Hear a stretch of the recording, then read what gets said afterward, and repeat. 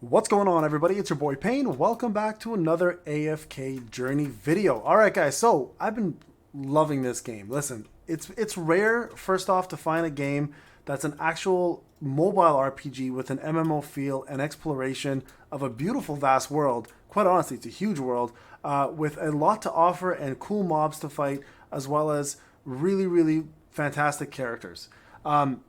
If you're looking to play a good game, this is still in beta, right? I will put the description in the link below. You guys are more than welcome to join the journey. I can tell you now, this has probably been one of the most unique MMO slash AFK slash mobile RPGs I've played in a very long time. Now, what makes this unique, of course, is the fact that number one, the exploration is done manually. There's no auto walk. There's no like click on something and it'll just take you there. You actually feel like you're immersed in this world, and the world itself is lively. That's what makes it kind of cool. Most of the time when you play these games, the NPCs are kind of like an afterthought. They really don't have much of a backstory. At the same time, when you're seeing other players, they're just kind of just sitting around, or they're same thing as you would be doing, AFKing. In this game, it doesn't feel like that at all. It actually feels like you are in control of your destiny, you're in control of your characters, and I'm telling you, it's a good feeling to have, because most games like this, they don't offer this form of freedom, right? They don't offer you this form of like ability to control your characters and control where you're going, etc. Right? Most of the games that we play that are like this do everything on our behalf, which is becoming kind of a curse for a lot of games. This is a breath of fresh air. And not to mention, some of these actual drills and some of these like tactical things make you think and understand how to use your characters better, right? Like right here, you guys can see these mobs are coming at me. This here is my tank. He's a shielder. The whole goal here is to manually control this and make sure that this works out. And you guys can cast a shield on everybody to keep them alive. At the same time, your units here who do DPS have to react quickly. And then it lets you use characters you normally would not use, and give them a better understanding of how they should function, and what makes them unique. And I think this is something that the game really succeeds at, right? Okay, hold on. Let's move. Oh, I moved the see what I mean? I controlled that. That was an accident on my end. And you guys can tell here with the enemies, they're fairly powerful. The good thing I've noticed as well is it is free to play friendly so far.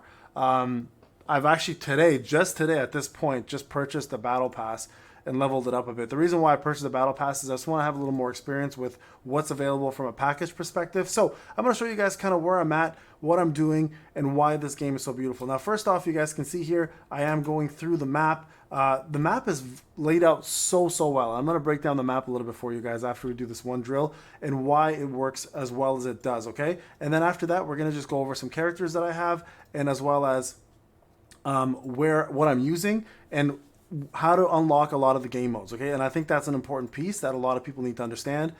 You guys can see here, like the environment also reacts to your actions. So having these things react to you is a really, really cool thing.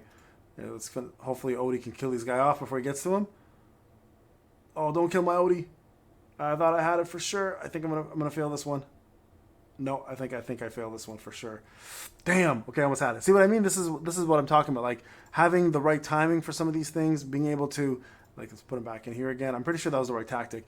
Understanding again mechanics of your environment, what certain elements will do. Like here, like this flame thing, right? This will attack both enemies, and that's kind of what you want. So don't do this one yet. We'll save this one for now. Cancel it. Let's go ahead and do it when they're closer together, and then we'll do this. Here we go. That way we'll get this guy at the same time. And see, that was bad timing again on my end. Oh, well, maybe not. Hold on. Maybe I think I got... Oh, no, he just got me. Okay, trying again. So, yeah, these are the kind of beautiful things that this game has to offer. A lot of tactics, a lot of different mechanics, a lot of things that will make you think about what you're supposed to be doing versus, just standing there, letting auto play the game for you. And I think, again, that's a very good thing for a lot of people. And I know a lot of people are looking for a game like that where... it's not just all about how can the game play for me. It's instead how can I play the game and what makes the game unique and better, right? For most people. And there we go. We got it this time. See, it's all about timing. Got it all that time. Perfect. No hits. So let me go through some of the characters. I'm going to show you guys the map first. Okay. And again, if you are into MMORPGs with a cel-shaded looking animated graphics with the AFK universe, if you've never played AFK, I suggest you do it. But this game here alone, like this right there is an actual player, right? You can actually see players on the map. So let's go look at the map here. So if you can see here, this is currently what I've explored. If you click on here, this is the exploration progress. It actually shows you guys what you've done in which map, right? So this is area 3. I can go back to area 2, area 1, etc. These are the area 1. I've completed 100%. And as you complete this, they give you rewards. You get chests, you get yourself weapons, you get yourself diamonds. Area 2, same scenario. And you can see here, as you explore and go further into it, you get yourself more diamonds for summoning or purchasing certain things from the shop. So really, really well done, very well organized, and really easy to follow, right? Because if you look at the map here, everything has a little waypoint. For example, this here is the Emporium, where you can do certain purchases. This is a waypoint that you can travel to. This here is an actual corrupted creature, which is a co-op mode boss that you can fight. This over here is a cairn posting, which you can actually put a message for other players to let them know useful information that they may see. Here is a way rest place you can actually go into and just kind of chill.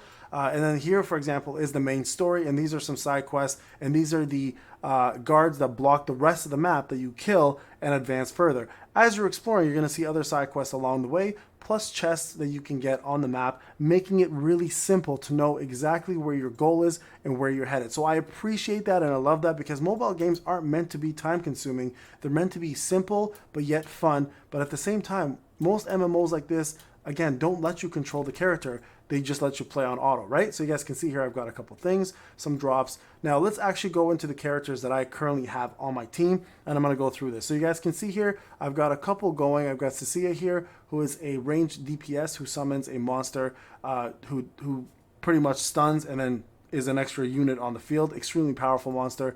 I've got Lucius here, who's my tank. You guys saw him earlier. He's all about shielding and protecting. We've got ourselves Vala, who I just actually recently got today. I'm going to just ascend her using this little section because I have an extra an extra chest from the event, who is a DPS. I haven't even used her once yet. She's a rogue DPS, so I'm very excited to try her out and see what she's all about. I've got myself Rowan, who is a energy giver as well as an off healer. Extremely useful unit that makes life a lot easier. I've got Niru, who is my usual mage DPS, and I've got Brutus, who's my second off tank. Now, normally what I do is I normally run, I take him off, and I normally run the second healer with the character, or I'll run a second tank, which is in this case would be Brutus. So depending on my team, this is kind of what I'm looking at. Now again, I've only spent a little bit on the battle pass, which was $19, and that's all I've purchased so far, and right now it hasn't stopped me at all from going, because I only did it today, and I can tell you I didn't even need to purchase it. I just wanted to see what it's all about and how it functions. So this is the characters that I'm currently running with. I've got myself a couple different factions. I've got Graveborn, I've got the human factions here, and I can obviously go to Lightbringers, etc., and try out different things. And the beauty here is the Resonance, Hands of Resonance, allows you to have all your characters at the lowest level of your, the Resonance heroes at the lowest level of your Hands of Resonance. So for example, level 70 is my lowest, everyone else gets level 70. If it was level 75, everyone else would be level 75. And the wonderful thing about that, obviously, is the fact that you can test out new characters, test out new builds, test out new factions, and see what works for stages that you may be struggling on. Now, with that being said, I will say this. The game itself is still in beta, right? So there are certain things that are a little bit of a struggle. So number one, there's going to be the full screen mode apparently has some issues. I'm currently playing it. I haven't seen it yet, but I've seen some Reddit posts talk about it. But overall, I mean, it's running smoothly. It plays well. I haven't, again, encountered anything serious that would make me think this game needs to go back into beta or alpha. So these guys have done an amazing job. And quite honestly, again, if you love cell shaded or if you love animated games, this game is gorgeous. Like, I cannot stress that enough. I've been running around through the world, kind of just testing out everything, exploring, and it feels like when Genshin first came out and I had that excitement. This game kind of gives me that same level of excitement. So I'm really happy about this. And the reason why is this is kind of more up my alley. I do enjoy turn-based RPGs more. I do enjoy team building games a lot more than I do action RPGs. So this one really hits home for me. Now, in terms of summons, they are pretty generous in the beginning for the amount of summon tokens that you can get. So let's go ahead and actually do a summon. If I go to the Mystical House, you'll see the Noble Tavern here. For the first 8 days, they give you 8 multis, one multi each time. You can also collect diamonds along the way to do more multis here. Epic Recruitment is the second set of multis. Now for here, you actually cannot use diamonds. You collect these through doing missions, doing certain doing tactical drills, going through the AFK challenges, etc. So there's various ways to get Epic Recruitment, but at the same time, the beauty here is that you can choose on your wish list who you want to summon up to 5 characters. So these are the 5 that I've chosen. And then all recruit here, it's random A hero all the way up to an epic hero if you get lucky. So I'm going to show you guys real quick a summon, and you guys can kind of have an idea here of how this works. Okay, so little girl here throws up all the letters, sends out invites essentially of heroes. You guys can see here I've got greens, blues, and a purple. So purple is obviously an elite. Elite's going to pop up. Those are one step below the epics. Epics are the highest brand. Now these little light bearer acorns give you guys these acorns that you can use to ascend your heroes even if you don't have copies of them. Getting enough of that can allow you to ascend and replace a hero's image. So there's my epic, Lucia, or Laika, sorry, is Laika? Lucia, I don't know her name. Okay, there's some more acorns. More acorns. You guys can see the quantity is reduced when it's a green versus a blue, right? So there's another 1 right there, right? Anything that's a green is just a 1. Anything a blue, I think, was a 4 or something like that. So there you guys go. We can take a look here, actually. Yeah, it's 4. So there you go. Okay, so that's how the recruitment works. Now, percentage-wise, if you guys want to see the guarantee, the wish list is as follows, right? This is my wish list. 1.65% for an epic hero, 20% for an elite. And I promise you guys this right now, elite heroes are incredible because you can get them up, right? Just as much in the rankings as you ascend them. So it's not a bad thing to have a ton of these. Like, look here, I'm about to get Laika up here to an epic plus. And she is gaining power, and I can use these acorns to push her now to the legendary status, which is right here, right? So like for example, Lucius here is legendary status, and he was starting as an elite plus. Same here with Niru, he was also an elite plus. So you don't need to have all epic characters to start with in order to be dominant here. You could use what you currently have and what you're working with in order to do it. Now, game modes, I'm going to just talk about these real quick just so everyone's aware of how this works. You will unlock these as you do your AFK stages. Now, AFK, the way that works, and this is important, is the challenge here that you need to do.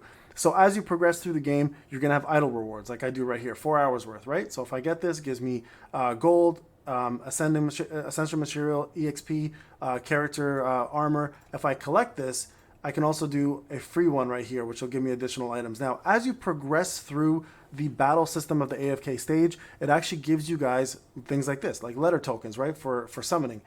Gives you guys essential material, gives you guys a brand new mode, which is called battle drill. So this is a pivotal part of the progression. You actually need to do all of these AFK battles in order to go further and unlock some more game modes. So there you guys have it. That's the general sense of the game right now.